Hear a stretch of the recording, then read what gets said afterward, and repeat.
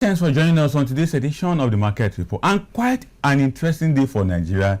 This is 26 years of uninterrupted democracy in Nigeria, and it's showing a lot, particularly in the area of economy. Although today's focus will be on the aspect of fiscal transparency framework in Nigeria. How far so far have we been able to advance fiscal transparency framework for Nigerian economic growth? Although today, June 12th, is widely celebrated in Nigeria at Democracy Day, and it's also a public holiday for many of us to see the great things across. Meanwhile, advancing fiscal transparency in Nigeria involves implementing reforms to increase the openness and accountability of government finances, combat corruption, and enhance service delivery. This includes initiatives like proactive disclosure of financial information, citizen engagement, and the use of technology to promote transparency. Key areas of focus include fiscal transparency, open procurement, and citizen engagement. In the past, Nigeria has joined other aspects of Global Open Government Partnership (OGP) that Nigeria joined in 2016, committing to reform like strengthening fiscal transparency and accountability initiatives like open contracting, focusing on transparency and participating in public procurement processes, allowing for disclosure of procurement data and stakeholders engagement. Also, the World Bank program were also well disseminated in Nigeria to strengthen fiscal transparency and accountability and sustain stability in Nigerian state. This includes state fiscal transparency and accountability and sustainable program called SFTAS program. Another is initiative like open procurement or open contracting, focusing on transparency and participation that have been well desegregated in Nigeria. On the other hand, we also have implementing e-procurement portals that help to show transparency and accountability in government procurement. Although there are several benefits of fiscal transparency, which include increased transparency to help deter corruption and also to stop fraud as a measure. It also helps in resource allocation and improve service delivery to citizens. On the other hand, we also have a means of safe delivery of services to government as well as to citizens. More so, it helps to build trust between the government and the public, a platform to enhance public trust. On the other hand, also, it's an opportunity to contribute to the stable economy of Nigeria. Joining me on the show today is Abidodun Oladipo, a technical advisor to IEngage, one of the local NGOs that will be participating in fiscal transparency in Nigeria so far. He'll be joining me all the way from Ibadan to help us understand how we can advance transparency in our fiscal engagement across Nigeria. Abidodun, a very good day to you and welcome to the show. Yeah, good morning. Thank you for having me. Very interesting. And for someone like you who has been in this understanding aspect of fiscal transparency, but before we dive into that particular discussion, let's take a look at Nigeria uninterrupted 26 years of democracy. What's your assessment of our democracy so far, 26 years ongoing? Yeah, we made a lot of progress. We must give it to ourselves. We need to give to ourselves on that level because 26 unbroken years, of self-government. It is something to celebrate in Nigeria because linked by the experiences of the past, that's got broken in the course of the journey. But here, it seems everyone, including the military, have accepted civilian leadership.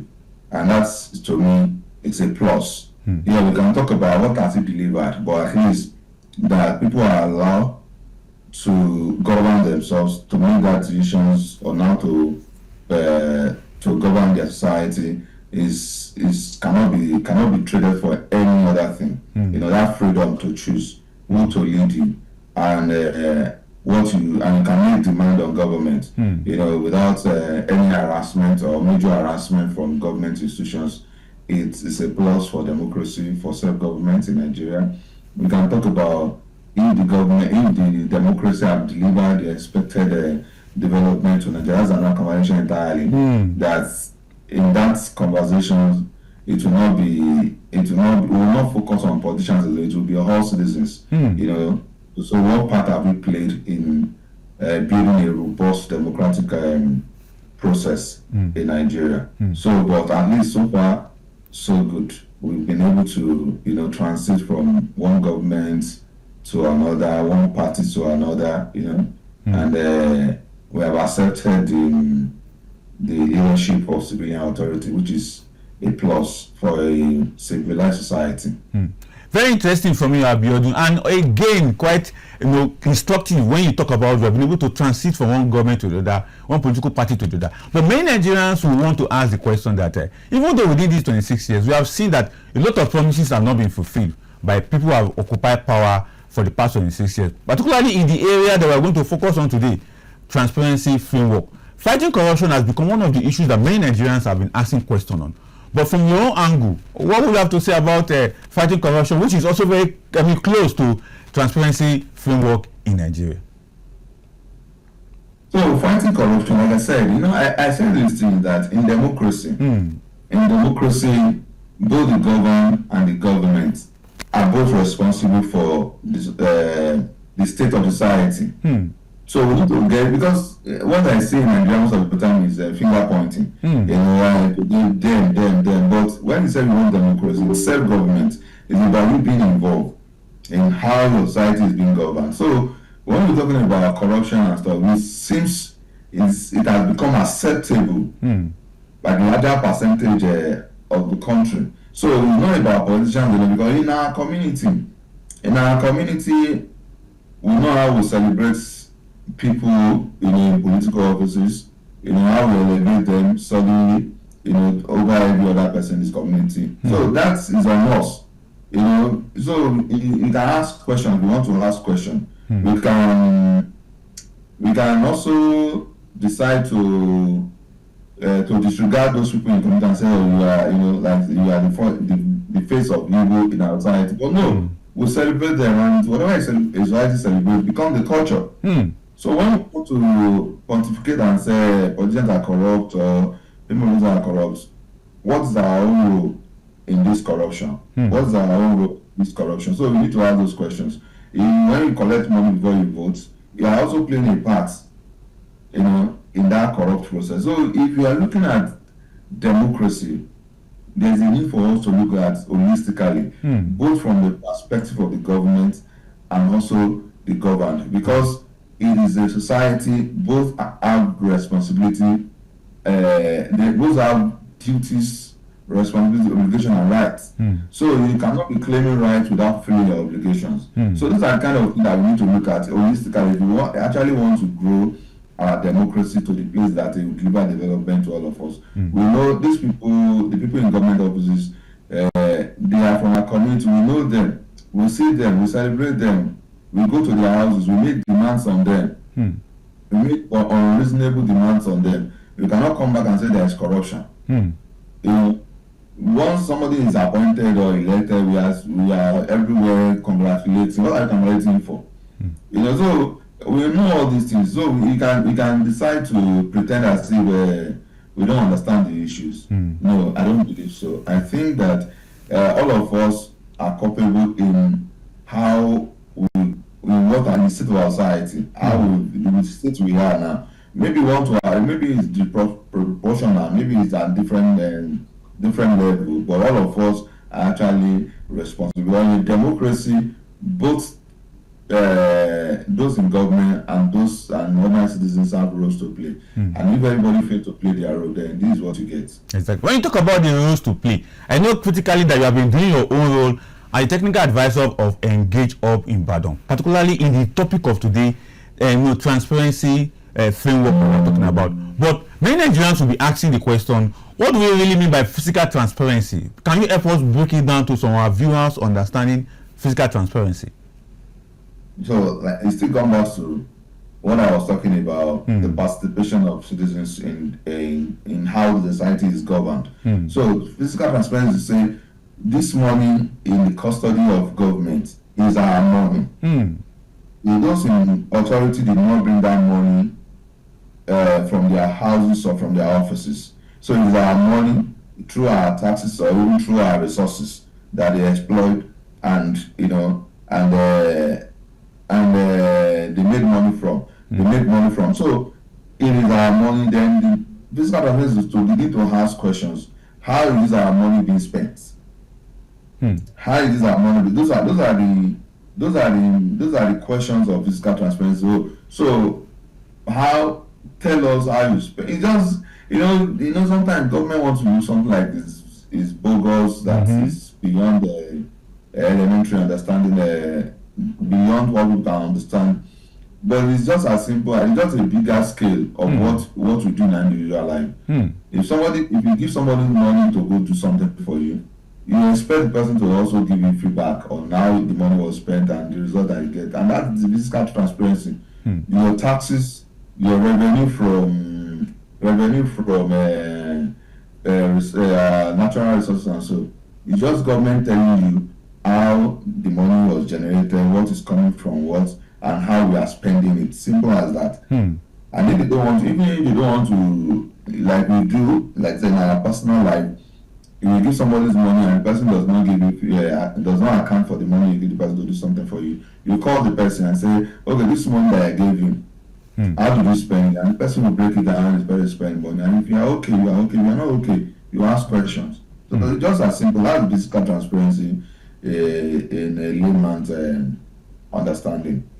Very interesting. And I love the way you simplify it, because from the basis of your illustration that you give, talking about individual, how we make money, how we spend money, I think most of our viewers will appreciate your submission on this regard. But talking about citizens asking questions, a lot of Nigerians will tell you that they have been asking questions, but nobody is giving them the right answer. But from your own perspective, as someone who have to understand of the technicality of this fiscal transparency and how to engage with government, because I've seen some of your work that talk about government policy and how we can engage with government in this regard. But how can we really bring the citizen to that level that they can be engaging the government and be asking the right question, which is quietly the right question that we want them to ask?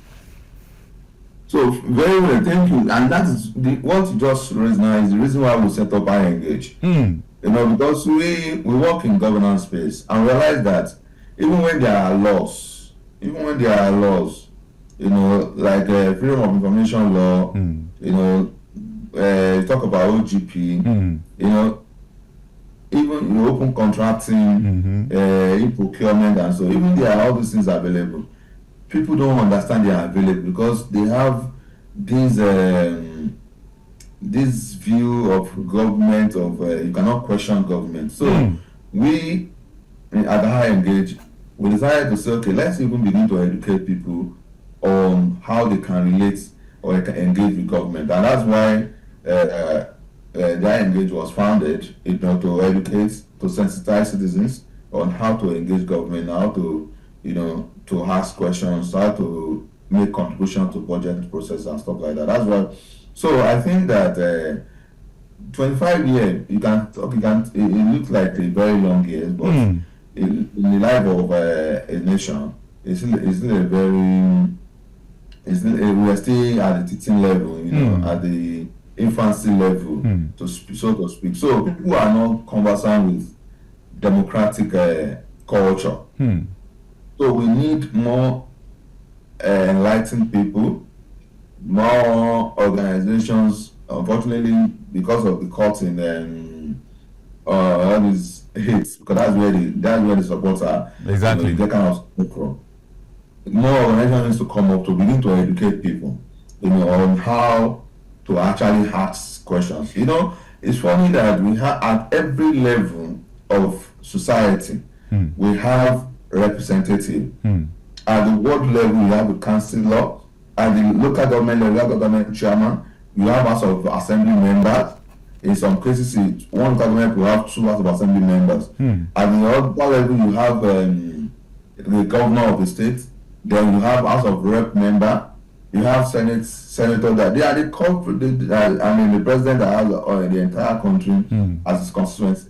Every of those levels, we have people representative. But how do people relate with them? They don't even understand that these people, they are public servants. They are there to serve them, to serve their interests, and they are not their bosses. Because these people, they come to them periodically to converse for votes, to beg for votes, to plead with them to vote. So when they get into office, we begin to treat them like things that cannot be questioned. So that mentality needs to give way for a democratic mentality that says that I can question my representative at any time. That's where it starts from. That's why I keep saying that we cannot. If you are talking about democracy, even if you want to accuse government of not doing enough, or politicians of not doing enough, or political officers are not doing enough, is are citizens doing enough to be active participants in this democratic process? Even the few tools that is available, are they engaging those tools? Are they engaging those tools to know that is what is our budget is breaking down? Budget breakdown, national budget every time they have state of state report. How many of us at the state level is engaging those documents? How many of us are using those documents to ask questions? And those questions, like you said, if there is no response at election, does it influence your decision at elections? You elected somebody to be in government for 4 years, the person did not attend to you, the person did not even come, all the promise was not fulfilled. When you are in an emergency, the person did not show up, the person did not care about your welfare, but he comes again to ask for the election and say, just give me 5,000, I'm okay. So how can you examine yourself from the things that we see around? So that's why I'm saying that for us at IEngage, we believe that citizens have responsibilities to also make this democracy flourish, and they must play that part. Yes, some of them may not, because of the background of military, of traditional system that can't be the kings that can't be also. But we need to let them know that democracy is different. Very interesting. People are struggling to understand, but we need to know that democracy is different. You have a voice, you have the right to ask questions, and if you have critical minds that can do that at the local level, at the state level, at national level, we begin to see results. Exactly. And I'm talking about asking questions and engaging, in a very critical way. On the part of the World Bank, we have seen several World Bank programs that will focus on how to strengthen fiscal transparency at the state level. Even though you don't mention, we have all these categories of people: the politician, governor, commissioner, state house of assembly, the senators at the national level, house of reps, but we have seen international body coming to help us to strengthen fiscal transparency in Nigeria. For instance, the CITAS program. I know you are aware of it, but from your own assessment, yes, you are aware.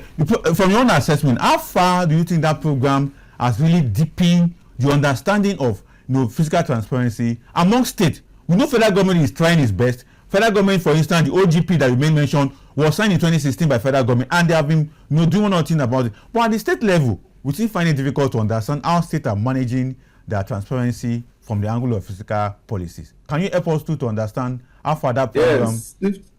Yes, CIFTAS was a nice idea, even though there are also gaps in CIFTAS. I think my organizations tried to approach World Bank towards the end of the program to sell idea of how to sustain the CIFTAS, how to sustain the benefits of CIFTAS, but unfortunately we are unable to get through, to do something. The problem is CIFTAS focus too much on government. Without really, they tried, but they didn't really empower the demand side of governance to sustain what CIFTAS achieved. Okay, they have some disbursement link indicators. They call it DLI. About budgets, engagement, about audit reports, about citizens' budgets. All these things that this program for results. It's not for program for results. So that is what they do this thing, they get money. That's why the state get different, they didn't get the same thing. Some states got more than others. But so the states were, because they needed money that period. So states was actually doing it. But the sustainability part of it, the World Bank did not really invest so much. They tried, because I think they worked with OGP secretariats, but they didn't really engage more in that. So that after the program, so that when the program ends, people will have gotten used to that culture of, waiting on audit reports, waiting on budget engagement, it should not be because once immediately the money ceased, I think states went back to their usual style. Because nobody was, even those documents that were made available, they were forced to have a website. You must upload your budget. You must do citizen budget that citizens can understand. You must give audit reports. There are timelines for all these indicators and most states were meeting up because they wanted money. You get what I'm talking about? But immediately the money ended. I think it was 5 years or so. The money ended. In fact, new set of government came in and they went back to the whole style because nobody actually, the culture of people asking, was not sustained. It was World Bank that was asking and they were uploading. But who are those making use of the documents that they were uploading? Because they are actually uploading the audit report, the budget and stuff. But do people have the capacity, to engage the document? So was there an effort to build the capacity of people or civil society to engage those documents and build things around? Although some, like I said, some organizations benefited, but I think that the coverage was not enough. So I don't know how many organizations make use of those documents now. I don't even know now if some states are still uploading those budget, or they are still engaging in budget consultation. Because in those periods, you must engage in budget consultation. Your budget must be ready by September or so. So these are disbursement linked indicators that states were meeting up. But immediately they left the space. Immediately SIFTAs ended. Everybody has gone back to the usual way of doing things. Exactly. I'm quite interested that you are bringing out some of those issues in this regard. Well, let's move ahead and also look at other aspects of this advancing fiscal transparency in Nigeria. You made mention of civil society collaboration with government agencies and the rest of them in your passing earlier in the discussion today. But we have also seen that because of the recent cut in aid and grant to some agencies, to your institution, to some civil society organizations, most of them are having issues going forward and collaborating. But from your own perspective, right there in Ibadan, how has it been for civil society coping with engaging in fiscal transparency, enlightenment, citizen engagement so far? Yes, they are trying, because recently the Coalition of Civil Society in Oyo State, they had a program in Ibadan here. I think it was late last year or thereabout. They had a program, so they are trying. But like I said, don't forget that some of the funders of these ideas of this idea of civil society group organizations, they rely largely on USAID of this world, FCD of this world, but with the cut in budgets, with the what would I call what President Donald Trump is doing in America now, you could see now. So most of these NGOs, they are really struggling to actually pursue their objectives because the support is not forthcoming from Qatar that used to support, and our people with money here, I think they are not at that level of supporting such causes, because it could be misunderstood, it could be misinterpreted by the government to say that maybe an Aliko Foundation is trying to stoke it's trying to put people against government and stuff. So I think they are a bit careful. So the only thing that civil society can do is to collaborate with the little resources that have, because so that it can have impact. And I think in a way I think they have that kind of engagement, because they organize that kind of event, Coalition of Society meeting in Ibadan late last year. I'm very sure they are going to have another session this year. So that's the only way they can go about this. Maybe if the Nigerian philanthropist is also come to that level of saying, okay, let's also, because at the long run, this is in the interest of their own business too. You know, it's in their own business, but I don't see they see that because everybody is the environment is volatile, it's politically volatile.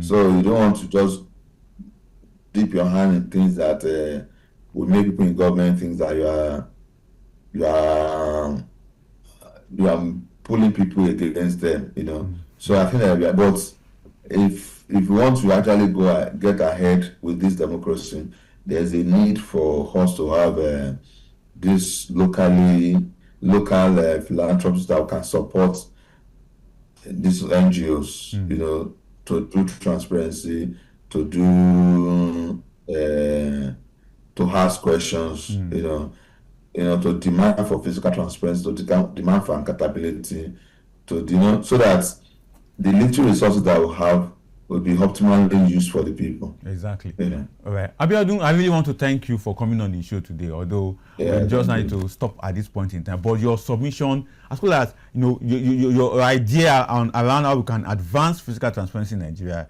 is quite very, very interesting and very instructive at this point in time. So thank you for joining us on the show today.